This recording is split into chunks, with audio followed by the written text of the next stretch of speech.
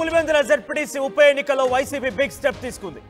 2 బూతులలో జరుగుతున్నటువంటి రీపోలింగ్ ని కంప్లీట్ గా వైసీపీ బహిష్కరించింది. అచ్చువెల్లి కొత్తపల్లి గ్రామంలో కూడా ఇప్పుడు ప్రస్తుతానికి రీపోలింగ్ జరుగుతోంది. అయితే మొత్తం 17 పోలింగ్ బూతులలో రీపోలింగ్ నిర్వహించాలని వైసీపీ డిమాండ్ చేస్తోంది. పులివెందుల జెడ్పీటీసీ ఉప ఎన్నికకు సంబంధించి కంప్లీట్ గా అవుట్ అండ్ జీరో నుంచి మళ్ళీ స్టార్ట్ చేయాలి, రీపోలింగ్ నిర్వహించాలనేది వైసీపీది. కానీ ఎక్కడైతే సమస్యాత్మకంగా చెదురుమదురు ఘటనలు జరిగాయో అక్కడ మాత్రమే రీపోలింగ్ జరుగుతుందనేది ఎలక్షన్ అధికారులు చెప్తున్నారు. అది అచ్చువెల్లి అండ్ కొత్తపల్లి ఈ 2 గ్రామాల్లోనే రీపోలింగ్ నిర్వహిస్తున్నారు. ఆల్రెడీ పోలింగ్ ప్రక్రియ ప్రారంభమైంది.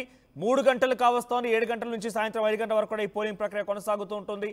అయితే కేవలం 2 చోట్లే మాత్రమే కాకుండా 15 చోట్ల 15 పోలింగ్ బూతుల్లో కూడా రీపోలింగ్ నిర్వహించాలనేది వైసీపీ డిమాండ్ చేస్తోంది. అయితే ప్రస్తుతానికి అలా చేయకపోవడంతోనే కంప్లీట్ గా అవుట్ అండ్ అవుట్ గా ఇప్పుడు ఈ రీపోలింగ్ మేము బహిష్కరిస్తున్నామని వైసీపీ చెప్పింది.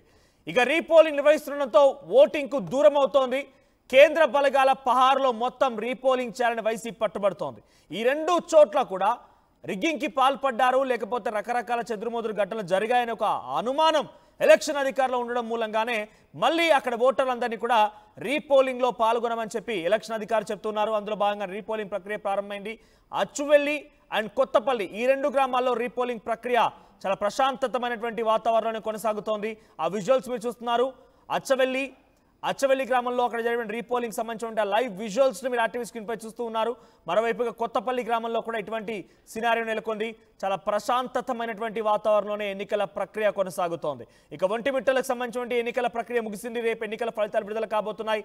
పులివెందుల ఉప ఎన్నికకు సంబంధించి మాత్రమే ఇప్పుడు 2 గ్రామాల్లో రీపోల్ నిర్వహిస్తున్నారు. ఈరోజు సాయంత్రం 5 గంటలకల్లా ఈ రీపోలింగ్ ప్రక్రియ కూడా ముగుస్తుంది. రేపు ఇదే సమయానికి దాదాపుగా ఫలితాలు ఒక అంచనా రావచ్చు. ఒక సెగ్మెంట్ ఆఫ్ ఫలితాలను కూడా మనం ఇప్పటికే చూడొచ్చు కూడా రేపు.